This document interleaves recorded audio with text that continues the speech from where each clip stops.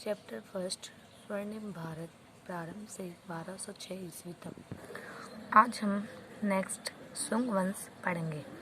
सुंग वंश इसकी स्थापना 185 यानी कि 185 ईसा पूर्व में पुष्यमित्र सुंग ने की। मौर्य राजा बृहदत्त का प्रधान सेनापति था। उसने उसे मारकर सिंहासन पर अधिकार कर लिया। उसने 151 ईसा पूर्व तक राज्य किया। उसने कई युद्धों में विजय प्राप्त की और अपने राज्यकाल में 2 बार अश्वमेध यज्ञ किया। सुप्रसिद्ध संस्कृत व्याकरण पतंजलि अश्वमेध यज्ञ में उसका पुरोहित था। यानी कि जो सुंग वंश था उसकी स्थापना 185 ईसा पूर्व में पुष्यमित्र सुंग ने की थी। जो पुष्यमित्र था वो मौर्य राजा बृहदत्त का प्रधान सेनापति था। उसने उसे मारकर सुंग वंश की स्थापना की थी, यानी कि राज सिंहासन पर अधिकार किया था। उसने 151 ईसा पूर्व यानी 185 से 151 ईसा पूर्व की जो डेट होती है वो बैकवर्ड चलती है, यानी कि पीछे की ओर चलती है। तो 151 ईसा वर्ष तक राज्य किया था। उसने कई युद्धों में विजय प्राप्त की थी और अपने राज्यकाल यानी जितने टाइम उसने राज्य किया उसमें 2 बार उसने अश्वमेध यज्ञ प्रस्तुत किया था। और जो सुप्रसिद्ध संस्कृत व्याकरण पतंजलि था वो भी उसके यज्ञ में उसका पुरोहित था। पुष्यमित्र के बाद सुंग वंश में जो प्रमुख राजा हुए उनके नाम थे अग्निमित्र, ज्येष्ठमित्र, भद्रक, भागवत और देवभूति। देवभूति को उसके अमात्य वासुदेव ने लगभग 73 ईसा पूर्व में सिंहासन से उतार दिया। यानी कि इनके जितने भी राजा हुए हैं उसमें उनको लास्ट जो उसका अमात्य होता था वो लास्ट में जितना जो निकम्मा या निकुंज राजा होता था उसको मार कर या तो अपना अधिकार कर लेता या उसको युद्ध में हरा देता था। नेक्स्ट सातवाहन वंश। सातवाहन वंश आंध्र यानी गोदावरी और कृष्णा नदी की घाटी में सिमुक नामक व्यक्ति ने लगभग 60 ईसा पूर्व में सातवाहन वंश की नींव डाली। यानी कि आंध्र यानी कि गोदावरी और कृष्णा नदी की घाटी में सिमुक नाम का एक व्यक्ति था। उसने 60 ईसा पूर्व में सातवाहन वंश की नींव रखी, यानी कि सातवाहन वंश की स्थापना की। यह राजवंश आंध्रा और सातवाहन दोनों नामों से विख्यात है। आंध्रा यानी कि जगह का नाम उस जगह से भी फेमस है और सातवाहन दोनों नाम से ये विख्यात है। सिमुक का राज्यकाल 37 ईसा पूर्व तक माना जाता है। उसके उपरांत सातकर्णी प्रथम ने सातवाहन वंश की शक्ति और सत्ता का विस्तार किया। यानी कि जो उसके बाद सातकर्णी प्रथम आया था उसने सातवाहन वंश की शक्ति और सत्ता का विस्तार किया, यानी बढ़ाया। सातकर्णी प्रथम ने अश्वमेध यज्ञ किया और समस्त दक्षिण भारत पर अपने सार्वभौम सत्ता स्थापित की। उसकी राजधानी गोदावरी नदी के तट पर स्थित प्रतिष्ठान यानी कि आधुनिक पैठन नामक नगरी थी। सातकर्णी प्रथम की मृत्यु के बाद शकों के आक्रमण के फलस्वरूप सातवाहनों की शक्ति में ह्रास हुआ, यानी कि सातवाहनों की शक्ति कम हो गई और महाराष्ट्र में शक वंश का शासन प्रारंभ हो गया, जो पश्चिमी क्षत्रप वंश कहा जाता है। यानी कि महाराष्ट्र में शकों का शासन हो गया और उसको पश्चिमी क्षत्रप कहा जाने लगा। सातवाहन वंश के 23वें शासक गौतमी पुत्र सातकर्णी ने पश्चिमी क्षत्रपों को यानी कि जो सातवाहन वंश का जो 23वां यानी कि 23rd राजा था उसने क्या किया, जिसका नाम था गौतमी पुत्र सातकर्णी, पश्चिमी क्षत्रियों को यानी कि जो महाराष्ट्र में क्षत्रप का राज था उनकी शक्ति को नष्ट करके पुनः अपने वंश की शक्ति और समृद्धि यानी सत्ता वापस प्राप्त किया, हासिल किया, समृद्धि और सत्ता स्थापित की। वशिष्ठी पुत्र पुल्लुमावी ने उज्जैन के शक महाक्षत्रप रुद्रदामन प्रथम की पुत्री से विवाह किया। यानी कि वशिष्ठी पुत्र पुल्लुमावी था, उसने उज्जैन के जो महाक्षत्रप थे यानी कि जो महाराष्ट्र में थे वैसे उज्जैन में भी शकों का राज्य था, तो उनकी यानी रुद्रदामन प्रथम की पुत्री से शादी की। रुद्रदामन ने उससे वह समस्त भूभाग छीन लिया। रुद्रदामन ने उससे सारा भूभाग छीन लिया जिसे उसने पश्चिमी क्षत्रप को पराजित करके जीता था। सातवाहन वंश के 27वें शासक यज्ञश्री सातकर्णी ने उज्जैन के क्षत्रपों से कुछ भूभागों को पुनः अपने अधिकार में करके अपनी वंश कीर्ति पुनः स्थापित की। यज्ञश्री ने कई प्रकार की मुद्राएं चलाई जिनमें से कुछ पर जलपोत भी अंकित थे, यानी कि जलयानों के चित्र भी अंकित थे। प्रतीत होता है यानी कि इससे प्रतीत होता है कि इसका साम्राज्य यानी कि उसका साम्राज्य समुद्र तक विस्तृत था यानी कि समुद्र जितना बड़ा था। इस वंश के सभी शासक हिंदू धर्म के अनुयायी थे यानी कि हिंदू धर्म को मानने वाले थे। उन्होंने वैदिक यज्ञ और समाज में वर्ण आश्रम व्यवस्था को प्रतिष्ठित किया और विदेशी यवनों और शकों से संघर्ष करते रहे। उन्होंने बौद्ध और जैन विहारों तथा उपाक्षों को भी प्रभुत्व अनुदान दिए। उनके शासनकाल में वाणिज्य तथा व्यापार, कृषि एवं अन्य उद्योगों को विशेष प्रोत्साहन मिला तथा चांदी, तांबे, शीशे और कांसे की मुद्राओं का विशेष प्रचलन हुआ। उन्होंने ही सर्वप्रथम ब्राह्मणों को भूमि अनुदान यानी अग्रहण कर देने की प्रथा प्रारंभ की यानी कि भूमि को दान में देते थे ब्राह्मणों को। सातवाहन राजाओं ने पश्चिमी दक्कन में अनेक चैत्य एवं विहार बनवाए, मतलब इन्होंने पश्चिमी दक्कन में अनेक चैत्य और विहार बनाए बौद्ध और जैन ब्राह्मणों के यानी बौद्ध जैन के लिए रहने के लिए जगह, जिनमें कार्ले का चैत्य सुप्रसिद्ध यानी जो कार्ले नामक था चैत्य है वो सुप्रसिद्ध सबसे ज़्यादा फेमस है, जो कि 40 मीटर लंबा है और 15 मीटर ऊंचा। वो एक वास्तुकला यानी आर्किटेक्चर का अद्भुत नमूना है यानी उदाहरण है। नेक्स्ट, गुप्त साम्राज्य। गुप्त साम्राज्य है 275 से 550 ईस्वी। अब ये है ईस्वी में चले गए यानी कि आगे की तरफ है। इससे पहले जो भी हमने पढ़ा वो ईसा पूर्व यानी कि जो ईसा थे, ईसा मसीह, उनके जन्म से पहले की बातें थी। गुप्त साम्राज्य उत्तर भारत में कुषाण सत्ता 230 ईस्वी के लगभग समाप्त हो गई। तब मध्य भारत का एक बड़ा भूभाग शक मुरंडों के शासन में आ गया, जो कि 250 ईस्वी तक शासन करते रहे।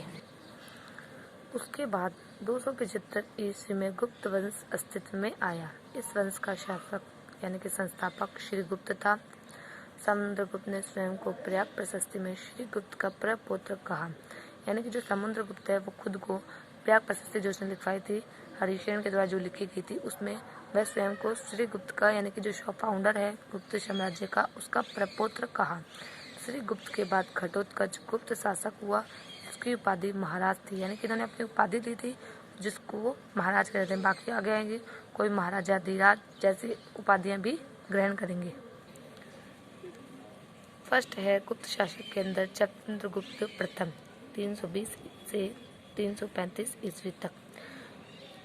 घटोत्कच के बाद उसका पुत्र चंद्रगुप्त गुप्त वंश का शासक हुआ।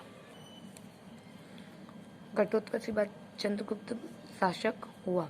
उसने महाराजा धीराज की पदवी धारण की। उसने लिच्छवी वंश कुमार देवी से विवाह किया।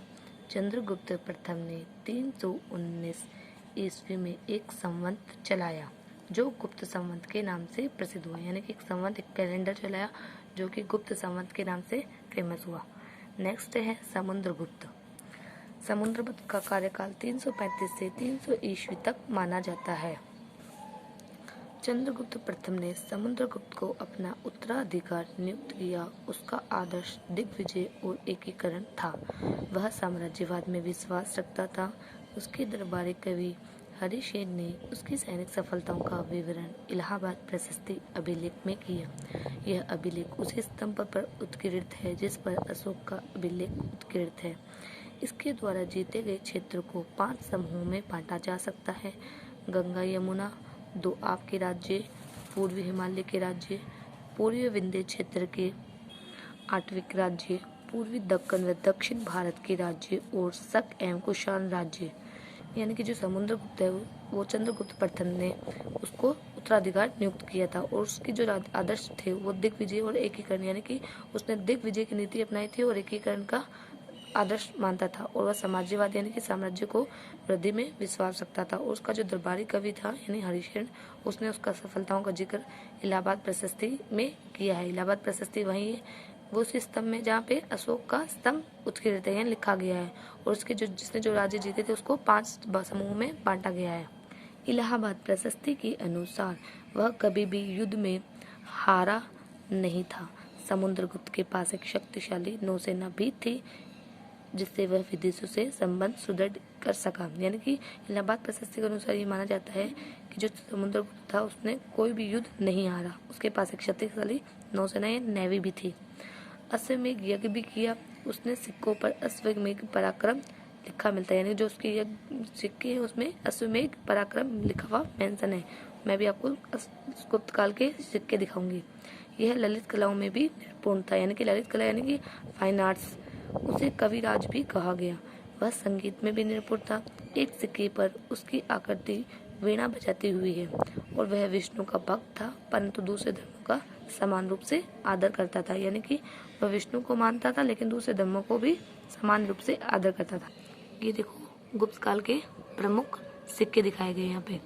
मैं आपको एक सिक्का वो भी दिखाऊंगा जिसमें समुद्रगुप्त को वीणा बजाते हुए दिखाया गया है। ये है चंद्रगुप्त विक्रमादित्य द्वारा प्रचलित मुद्रा, यानी कि जो चंद्रगुप्त ने मुद्रा चलाई थी, स्वर्ण मुद्रा यानी कि गोल्ड मुद्रा है। ये मुद्रा है समुद्रगुप्त द्वारा चलाई गई, यानी ये भी गोल्ड की मुद्रा है, यानी कि सोने के सिक्के हैं ये। नेक्स्ट है चंद्रगुप्त द्वितीय, जिसका शासन काल 380 से 412 ईस्वी तक माना जाता है। चंद्रगुप्त द्वितीय समुद्रगुप्त का पुत्र था। उसका नाम देवराज तथा देवगुप्त भी मिलता है।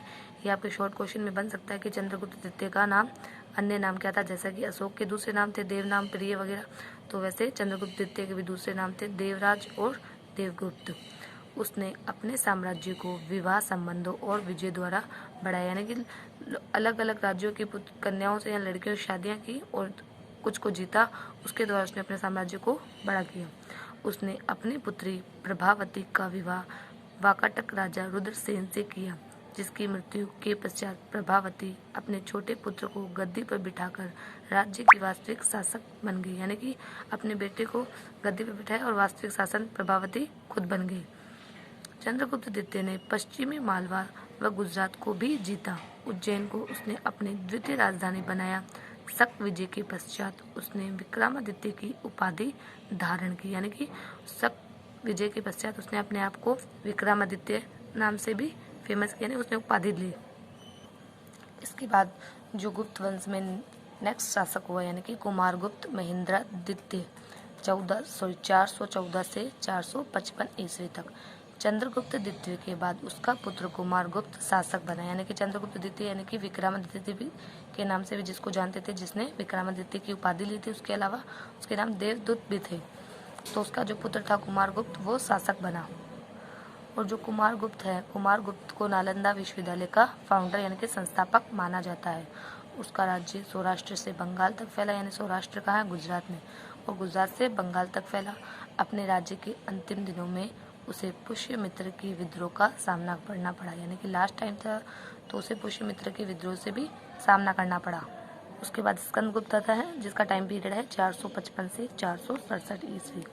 स्कंदगुप्त ज्येष्ठ पुत्र यानी कि बड़ा बेटा ना होते हुए भी राज्य का उत्तराधिकार बनाया गया, यानी कि वो स्कंदगुप्त था जो कि बड़ा बेटा नहीं था किसका, कुमार महेंद्रादित्य का बड़ा बेटा ना होने के बावजूद भी उसे राजा बनाया गया।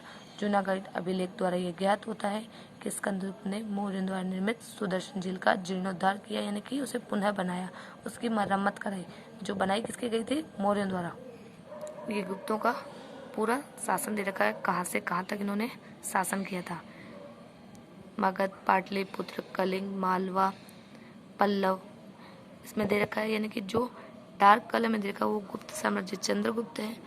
उसके बाद समुद्रगुप्त का शासन है और ये चंद्रगुप्त द्वितीय का शासन है।